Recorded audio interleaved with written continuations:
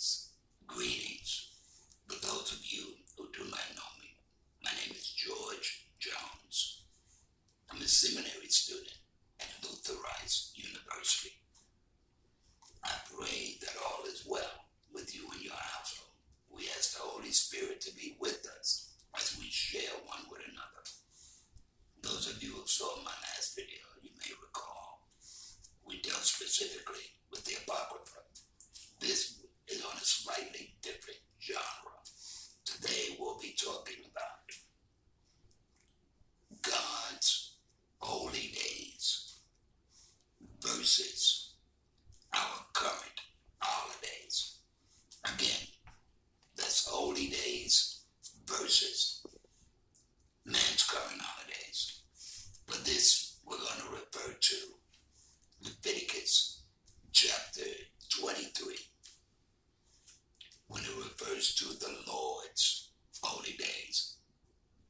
Verse 1 and verse 2, speaking directly to Moses, asking him to make sure that the people set aside these appointed times as sacred times in God's name and holy gatherings. We have several holidays, and this might be a bit upsetting for some people. Let's face it, many of us have very fond memories of our holidays, of our Christmases, of our Thanksgivings, of our Valentine's Days, of our Easter. The days that the Lord gave that we are supposed to make reverence with, that we are supposed to treat as a sacred gathering, a holy assembly. There are too many for us to go through each one in great detail, but we'll list them, starting with Passover. From Passover, we'll go to the Feast of Unleavened Bread. After the Feast of Unleavened Bread, we'll go to First Fruits. After the Feast of First Fruits, we'll go to Pentecost. After Pentecost, to the Feast of Trumpets. From the Feast of Trumpets to the Day of Atonement. After the Day of Atonement, last but not least, the Feast of Tabernacles. I want you to understand, my friends, and bear with me. Each of these holy days has a significant prophetic act that must be completed. I want you to bear with me as I try to point out that these acts are the prophetic calendar that both Christian and Jews are to keep an eye on. This is our date planner. This is how we keep watch on the events that are to happen next.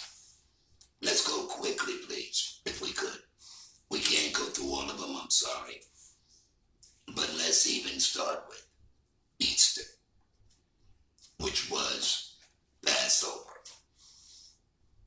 During the time of Passover was the time that the lamb was slaughtered. That would be Christ. And the blood of the lamb, if we refer to Exodus, the book of Exodus, was put upon the doorway and the lintels. And the angel of death passed by those households. Let's refer to the next holiday if we could. The next holiday also occurs in the springtime, would be the Feast of Unleavened Bread.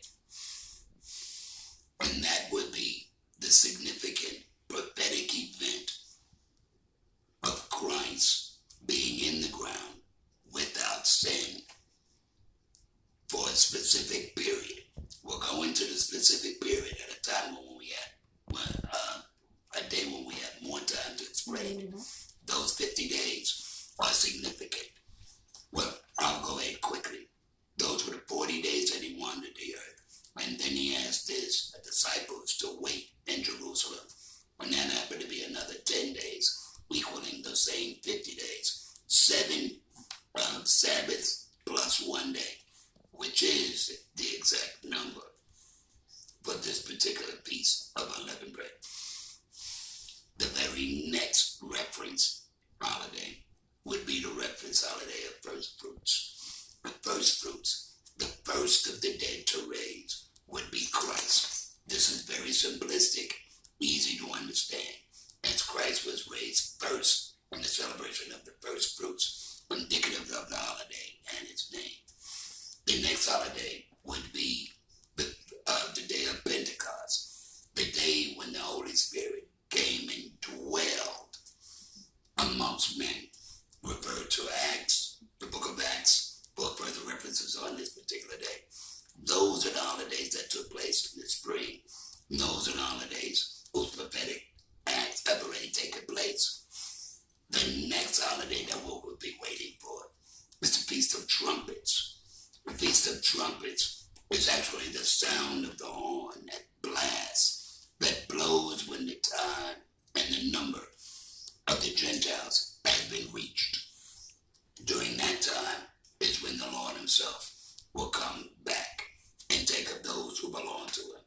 I believe that's in 1 Thessalonians. The following day would be the Day of Atonement, and the day of all reckoning, the day of reckoning of the sins of the Jews would happen. The Day of Atonement is the next to last holiday. It will be forgiven and things will be put back in place. The relationship between the Messiah and his people would be restored. The following day is a day of all days, and that would be the Feast of Tabernacles. During the Feast of Tabernacles, we will indwell with Christ himself. All nations will get to follow this lead, or else they will be cut off, and rain will no longer come on their lands, and things would change for them. This is what our holidays are supposed to mean. We cannot separate ourselves from the knowledge of these days. No, sir. These are not Jewish holidays. These are not only for Israel. These, the book says, these are not just for Jerusalem. These are the Lord's holidays. A day of holy assembly to be kept sacred. And the Lord put them in place as our prophetic calendar so that we may see what is to come, what has come, and where we are in this long plan for our salvation. God bless you and keep